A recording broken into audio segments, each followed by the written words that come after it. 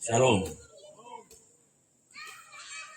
Sebelum saya menyampaikan, izinkan saya menyampaikan rasa hormat kami kepada Bapak Pendeta yang telah memimpin kita dalam ibadah ini, serta beberapa rekan Bapak dan Ibu Pendeta dari denominasi gereja, orang tua, Kipotoma di sini banyak yang hadir, walaupun banyak mantan kadis, mantan kabit, mantan sekretaris, dan lain-lain. Dan juga yang kita banggakan, seorang anak muda dari Palesan yang hadir bersama kita, tidak asing lagi yang bergerak di penegakan hukum, Bapak Helka. Terima kasih atas kehadiran. Dan semua kakak-kakak saya, adik-adik, anak-anak saya yang telah hadir bersama kita merayakan Paskah untuk kita kerukunan besar Palesan. Tak hentinya kita mengucap syukur dan berterima kasih kepada Tuhan Yang Maha Kuasa bahwa di tahun 2023 ini baru pertama kali juga beberapa tahun kita tidak pernah merayakan Paskah. Yang pertama kita di Burake, kemudian di Pango-Pango, habis itu ditelan beberapa tahun, dan 2003 kita mulai lagi dengan belum selesai ya, COVID-19 yang melanda negara kita. Dan puji syukur juga kehadirat Tuhan Yang Maha Kuasa, kita mulai dengan segala kekompakan, kebersamaan, penuh kekeluargaan. Dan satu hal di dalam kepanitiaan ini sudah disampaikan tadi bahwa hal yang cepat, semua partisipasi anggota cepat, kerjasama yang baik, sehingga semuanya berjalan dengan baik.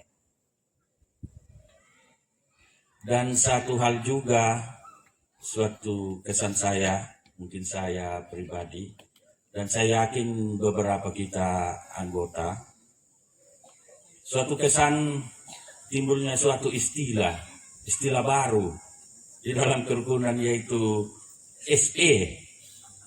Lama juga baru saya tahu ini SP apa ini. Lama-lama saya ikuti perbincangan, perdebatan, perbincangan dan lain-lain. Lama-lama baru saya tahu, oh ternyata yang dimaksud SP ini. Ya nanti kita bisa rasakan bersama nanti bagaimana nikmatnya untuk kita bagi yang bisa merasakan. Saya kira surat perintah, lama-lama saya kira sayur tumbuh dan doa kayu, ternyata ada yang lain. Lama-lama saya tahu, oh ini rupanya yang dimaksud. Itu yang kebersamaan kita. Itulah kesan dari kepanitiaan munculnya istilah SP di dalam kekeluargaan kita. Selanjutnya yang saya sampaikan sebenarnya masih banyak, tapi dalam pesan Paskah ini saya merefleksikan suatu cerita. Sebenarnya cerita ini sudah lama, namun kita selalu lewati dan tidak pernah kita ingat kembali apa arti dari cerita ini. Begitupun juga sebenarnya juga dari apa yang disampaikan Pak Pendeta tadi, saya ingat-ingat kadang-kadang saya ingat waktu masih sekolah minggu, sampai PPGT, sampai berjemaat, sampai sekarang. Tapi ya itu terus yang diceritakan dalam Paskah. Saya sudah lebih 50 tahun. Berarti saya mulai sekolah minggu umur 7 tahun. sudah umur 50 tahun saya dengarnya. Tapi okelah, jangan terlalu jauh, saya bercerita aja supaya gampang diingat.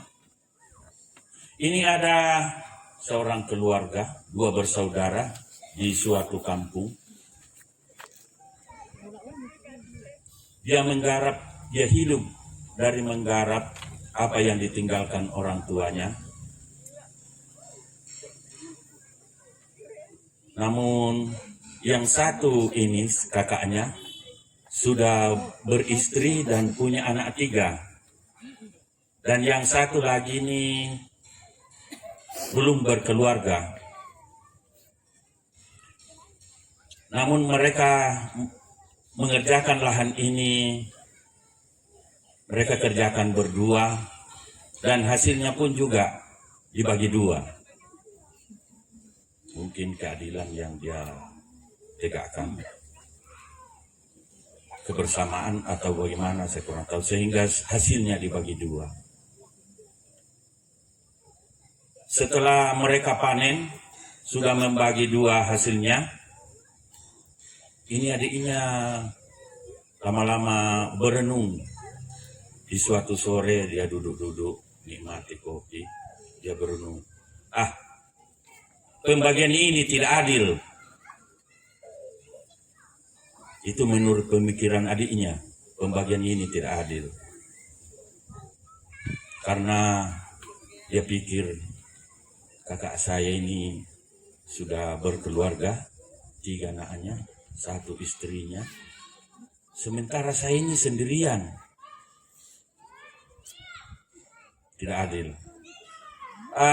Diam-diam dia ambil 1 karung bagiannya, dia bawa ke tempat kakaknya yang dia tempati di suatu gudang.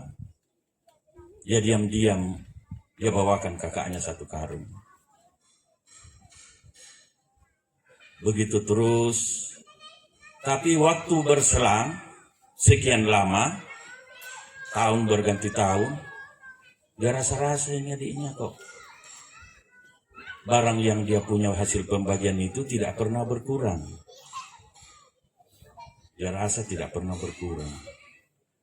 Begitupun juga waktu kakaknya dia menerima bagian, dia berpikir, wah, pembagian ini tidak adil. Adik saya ini sudah berkeluarga, punya anak, punya istri. Tapi adik saya ini sendirian. Bagaimana kalau dia sakit atau ada sesuatu yang terjadi bagi dia? Siapa yang peliharakan dia? Siapa yang jaga dia? Siapa yang ngurus dia? Kasihan juga. Akhirnya dia juga diam-diam ambil dia punya bagian, dia antarkan ke tempat adiknya tanpa sepengetahuan adiknya, sehingga dia rasa dia tidak merasakan ada yang kurang. Akhirnya setelah beberapa tahun begitu yang berlalu, saling tukar saling memberi. Nah, suatu saat mereka ketemu di jalan, masing-masing pikul untuk kakaknya dan untuk adiknya. Mereka ketemu di jalan. Suatu waktu, ternyata yang dia rasakan selama ini kok tidak pernah berkurang, tidak pernah cukup untuk, artinya cukup untuk saya kok tidak pernah saya berikan. Ternyata setelah dia ketemu di jalan, ternyata sama-sama yang dia lakukan, akhirnya mereka berpelukan. Mereka menangis. Saling memberi. Akhirnya ketemulah bahwa memang indah itu suatu kebersamaan, saling memikirkan, kita memupuk suatu persaudaraan. Ternyata Tuhan tidak pernah membiarkan kita. Begitulah jalan untuk kesejahteraan, ketentraman, kedamaian untuk kita semua. Moga cerita ini membawa manfaat buat kita semua dalam merayakan Paskah untuk tahun 2023. Dan saya mungkin mau melanjutkan bagaimana kisah-kisah selanjutnya, bagaimana perkembangan dia, apa masih tetap bujang, atau bagaimana dengan anaknya. Nanti kita ketemu di lain waktu dan kesempatan. Terima kasih, ada kekurangannya saya mohon dimaafkan.